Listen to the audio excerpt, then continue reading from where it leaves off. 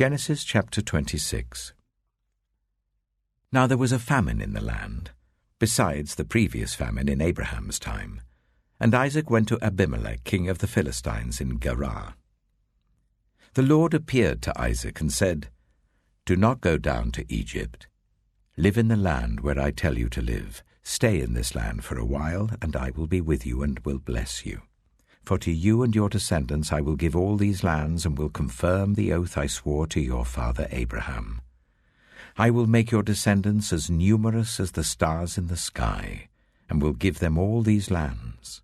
And through your offspring all nations on earth will be blessed, because Abraham obeyed me and did everything I required of him, keeping my commands, my decrees, and my instructions."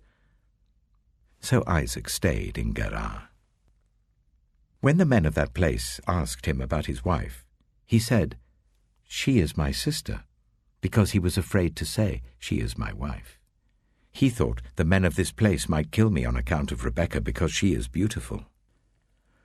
When Isaac had been there a long time, Abimelech, king of the Philistines, looked down from a window and saw Isaac caressing his wife Rebekah.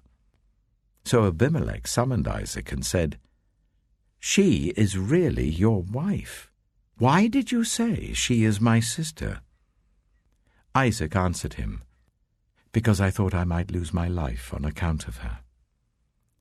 Then Abimelech said, "What is this you have done to us? One of the men might well have slept with your wife, and you would have brought guilt upon us." So Abimelech gave orders to all the people, "Anyone who harms this man or his wife shall surely be put to death." Isaac planted crops in that land, and the same year reaped 100-fold, because the Lord blessed him. The man became rich, and his wealth continued to grow until he became very wealthy. He had so many flocks and herds and servants that the Philistines envied him. So all the wells that his father's servants had dug in the time of his father Abraham, the Philistines stopped up, filling them with earth. Then Abimelech said to Isaac, "Move away from us. You have become too powerful for us." So Isaac moved away from there and encamped in the valley of Gerar, where he settled.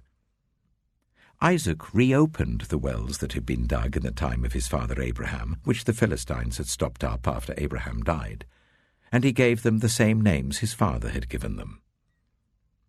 Isaac's servants dug in the valley and discovered a well of fresh water there. But the herdsmen of Gerar quarreled with those of Isaac and said, "The water is ours." So he named the well Esek, because they disputed with him. Then they dug another well, but they quarreled over that one also. So he named it Sitnah. He moved from there and dug another well, and no one quarreled over it. He named it Rehoboth, saying, "Now the Lord has given us room, and we will flourish in the land." From there he went up to Beersheba.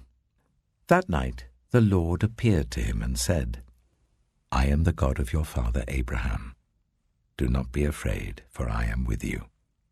I will bless you and will increase the number of your descendants for the sake of my servant Abraham."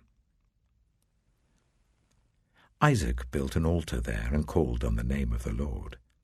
There he pitched his tent, and there his servants dug a well.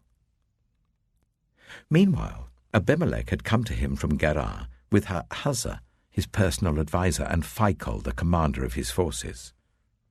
Isaac asked them, "Why have you come to me, since you were hostile to me and sent me away?" They answered, "We saw clearly that the Lord was with you. So we said there ought to be a sworn agreement between us and you. Let us make a treaty with you, that you will do us no harm, just as we did not harm you, but always treated you well and sent you away peacefully. And now you are blessed by the Lord." Isaac then made a feast for them, and they ate and drank. Early the next morning the men swore an oath to each other. Then Isaac sent them on their way, and they went away peacefully. That day Isaac's servants came and told him about the well they had dug. They said, "We've found water." He called it Sheba, and to this day the name of the town has been Beersheba. When Esau was 40 years old, he married Judith, daughter of Beeri the Hittite, and also Basemath, daughter of Elon the Hittite. They were a source of grief to Isaac and Rebekah.